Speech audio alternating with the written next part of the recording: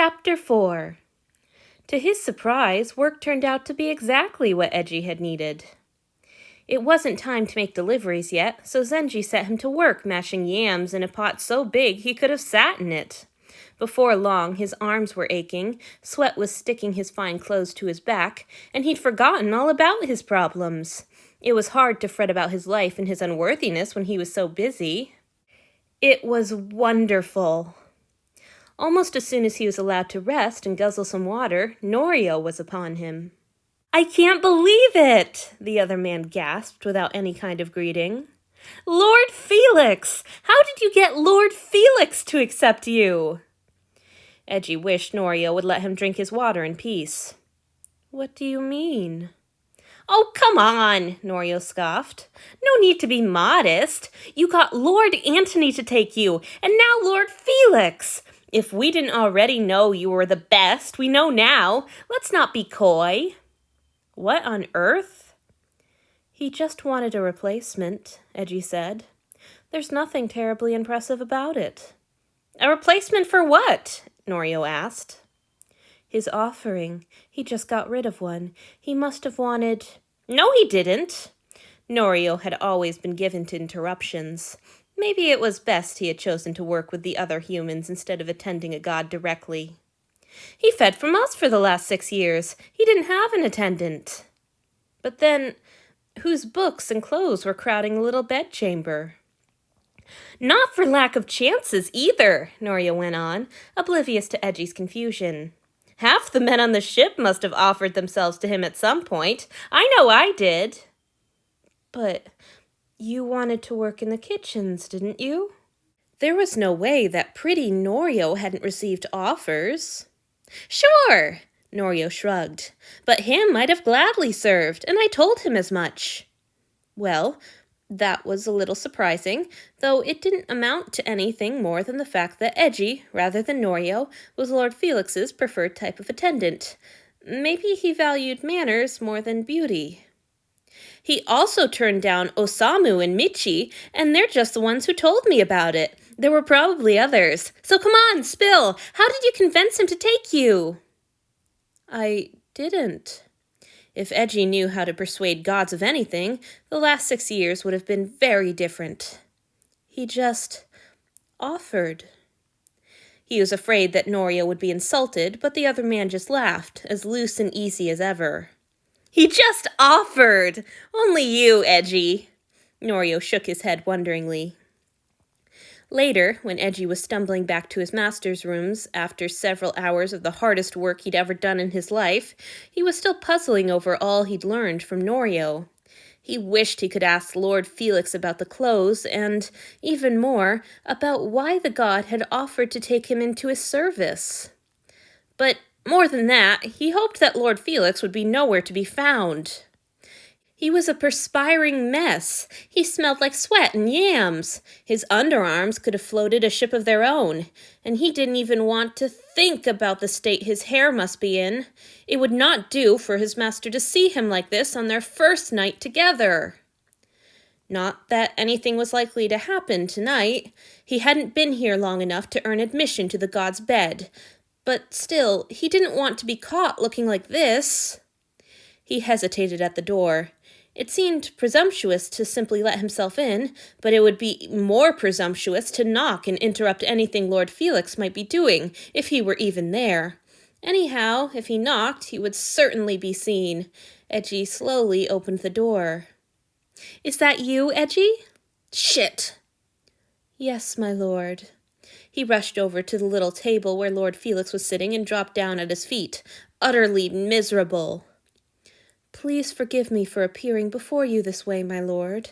With your kind permission, I'll go make myself presentable again." Maybe if he crawled on his way back to the room, his master wouldn't see the worst of it. He cursed himself for ever wanting a position in the kitchen, no matter how good and satisfying the simple work felt. He was going to ruin whatever inexplicable interest he held for Lord Felix, the god who Norio seemed to regard as a step up from Lord Antony. Once again, he would ruin everything on the very first day, and this time he would know what he had done wrong. He was filthy and hideous hideous and disgusting, and now Lord Felix would know it, and— Would you please look at me? His master's voice was as low and pleasant as always. Miserably, Eiji heaved himself up on his aching arms and lifted his grimy face. If Lord Felix's expression changed, it was before Eiji managed to see. The god looked at him the same way he had all morning, calm and smiling, not at all outwardly disgusted. Eiji felt his heart begin to beat again. "I don't know what you're talking about," Lord Felix said. "You've worked hard for the good of every person on this ship. Thanks to your efforts, everyone will eat well today. You don't have to be decorative on top of all that."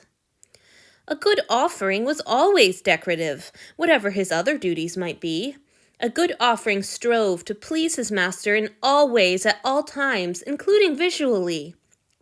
A good offering didn't worry about anything other than his master, not feeding other humans, certainly not personal pride in any kind of work that was not service to his master. Eiji would never be good. "My lord is kinder than his unworthy servant deserves," he managed around the glowing satisfaction that seemed to be crowding and squeezing his chest all at once. Lord Felix kept smiling down at him. "Eiji," he said, "may I touch you?" The question sent a jolt down Eji's spine and right to the ends of his toes. The god wanted to touch him? Why? Particularly, why now, when he was grimier and sweatier than he'd been since he was a child, running wild in the temple courtyard? And why had Lord Felix asked? "My lord, I am yours to do with as you please," he whispered.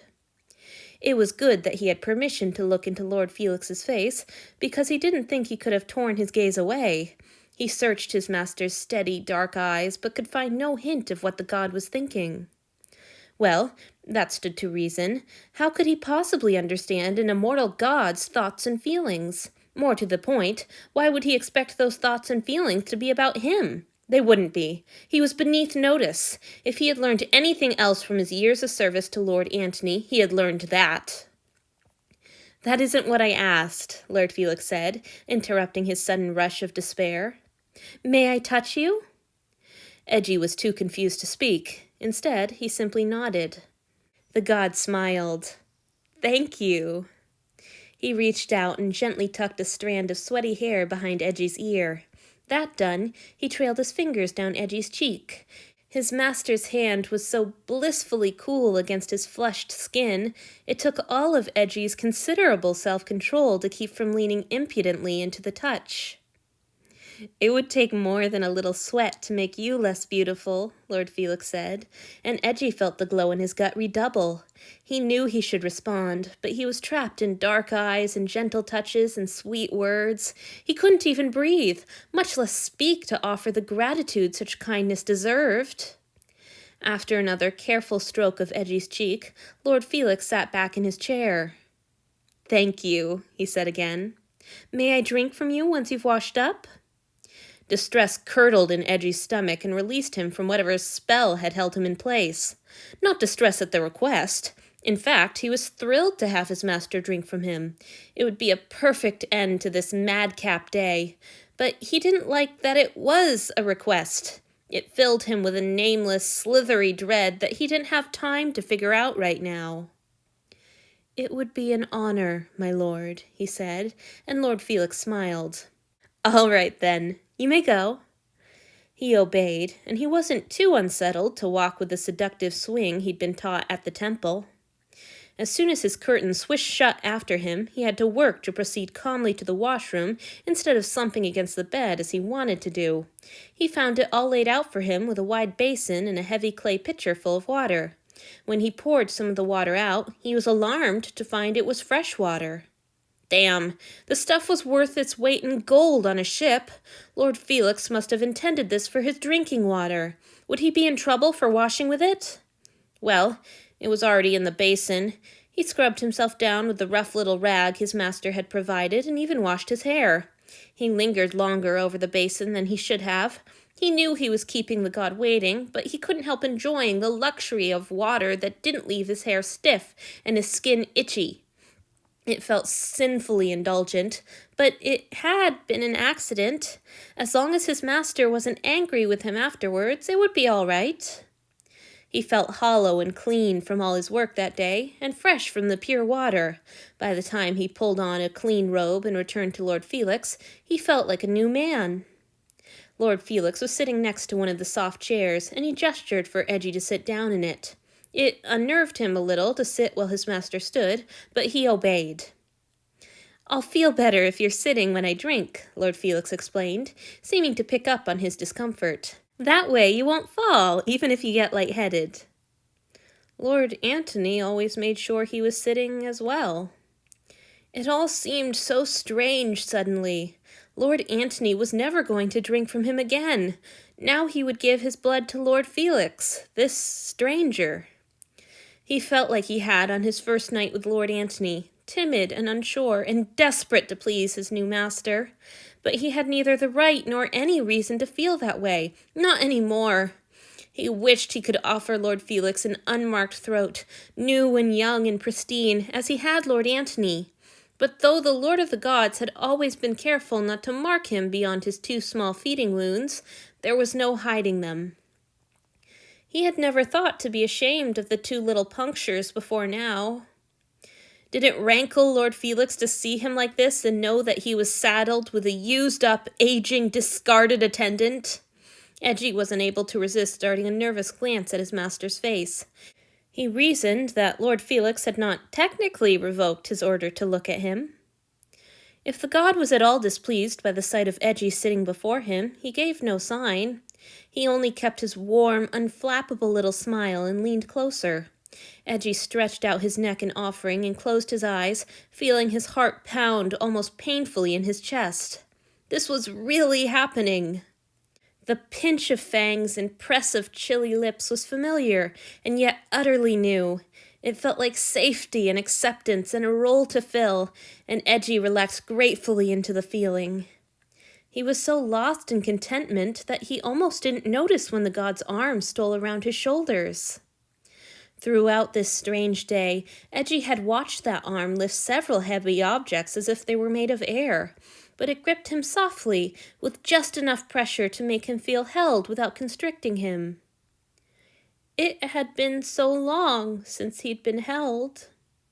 He felt tears start in his eyes. It was an unpardonable weakness, and he did his best to blink them back as Lord Felix finished drinking and pulled away. He immediately missed the weight of his master's embrace.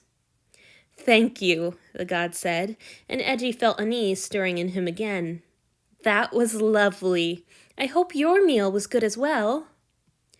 He had eaten with Norio and the others in the kitchens. He had felt very new and small as their easy chatter swelled around him, but several men had tried to include him in the conversation. Most of them seemed impressed that he belonged to Lord Felix, who they all referred to with an easy affection that made him feel a little territorial. Still, Eiji had enjoyed their admiration of his position, and he'd enjoyed the mashed yams even more. "It was wonderful, my lord," he said, "as was the company. The kitchen workers seemed to think very highly of you, my lord." "Oh dear!" Lord Felix gave a short little laugh that sounded almost flustered. "I'm sure they have better things to talk about. What do you think of them all? Will you be happy working there?" "I believe I will, my lord." It had been as clear and refreshing as he'd hoped it would be. The yams weren't mashed. Then he set to work, and they were, and he got to eat them. Solid exertion, noticeable effort, undeniable result. It was so gratifying he wished he'd found out about physical labor a decade ago. "Wonderful! I'm so glad to hear it." Lord Felix beamed at him, and Eiji couldn't help the smile that curved his own lips in response. "What days did you and Zenji decide you would be working?" Eiji swallowed and wet his lips. I agreed to work every day except the first day of the week, alternating between working from breakfast to lunch and lunch to dinner." He searched the god's face anxiously for any sign of disapproval. "If those times aren't pleasing to you, my lord, I can easily change them." "There's nothing wrong with them." Lord Felix's voice was soothing, and Eiji cursed himself for letting his nerves become obvious. He wasn't meant to trouble his master with his trivial emotions. He was here to serve, not to be coddled. "Oh, I nearly forgot to tell you." The god's voice jolted him back to their conversation. "The pitcher in your washroom is enchanted to turn salt water to fresh. I'll bring you a new bucket of seawater every morning, so you have plenty for drinking and washing." Eiji was barely able to keep his mouth from sagging open. "Antony still doesn't have one, does he?" When Eiji shook his head, Lord Felix smiled. "Of course he doesn't. He broke Julia's a long time ago, so he replaced it with his, because of course she needs lots of clean water in the infirmary. Several of the others have offered to give him theirs, but he's too stubborn to accept." Why didn't they simply get or make more? Perhaps the wonderful pitchers could only be made in the heavens? Regardless, Eiji swore to himself that he would be very careful with the vessel. "I should let you get to sleep," Lord Felix said. "It's been a long day." It had been an unbelievable day. This morning he had had nothing. No future, no hope, no plan. Now he had work he liked and a little space that seemed to be his own, and a master that everyone envied him. Lord Felix had given him all of that, and still he was looking at Eiji as if the god was lucky to have him. "I'm very glad to have met you, Eiji," Lord Felix said, settling into his own chair and giving Eiji the space to stand. "I hope you'll be happy here." Eji's heart was so full he thought it might burst. He wanted to shower the god with the praise and gratitude he deserved for his goodness to Eiji.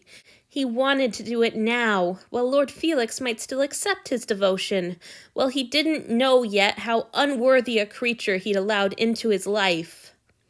But he was too tired and his mind too awash in emotions to even begin to form the words.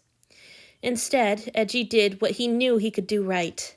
He prostrated himself before Lord Felix and, daringly, let the tips of his fingers brush the god's feet.